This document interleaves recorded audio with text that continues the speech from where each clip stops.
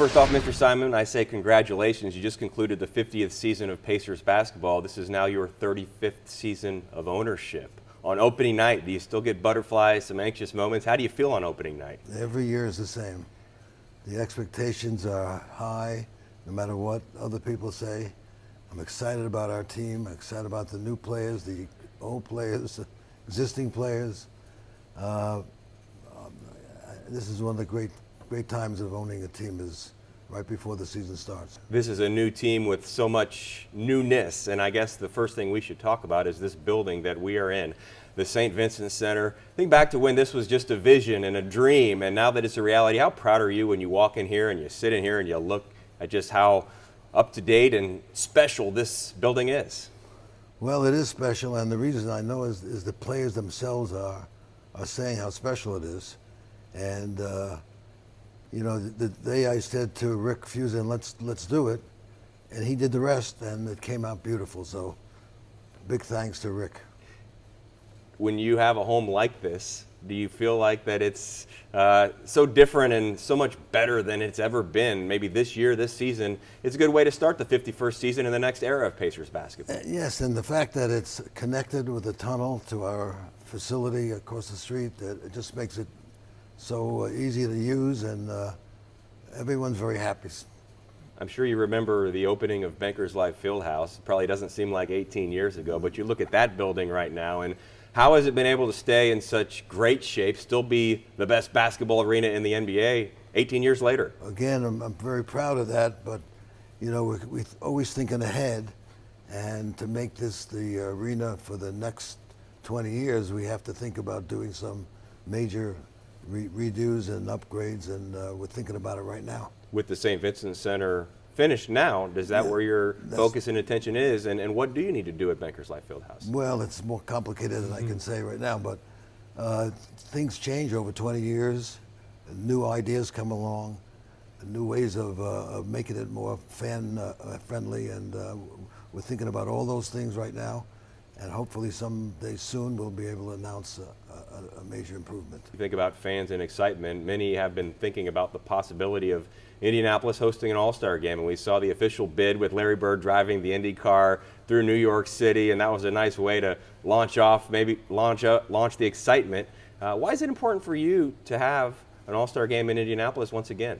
Well, you know, we had one of the early ones a couple of years right after we bought the team, and I hadn't thought about it for a while, but it was brought up to my attention, and I immediately appealed to the league for an opportunity. And with Larry Bird delivering the message, I don't know how we can lose this one. I've hosted some Q&As with fans and season ticket holders over the course of the summer with Rick Fusen, with Kevin Pritchard, and one of the things that Kevin has said so many times is that continuity is important to you. When you have a team with so many new players, why was it important to have some continuity in the front office and on the staff? Well, if you think about it, for most of my 35 years, I've had Donnie Walsh and Larry Bird. And Kevin is a protege of Larry, and it's a natural transition. And by the way, I still have Larry and Donnie with me still, so that's what we believe in. They meant so much to this franchise.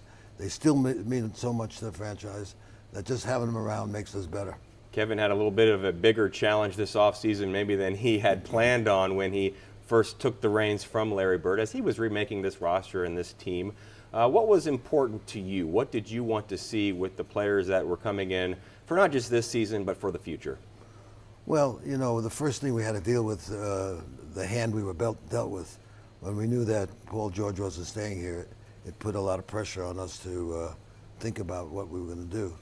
And as difficult it was to trade him, that was something that we felt was in the best interest of the franchise, since that was going to happen anyway.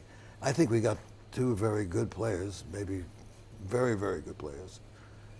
So we didn't get completely shut out. Some teams lose their star and they don't get anything in return.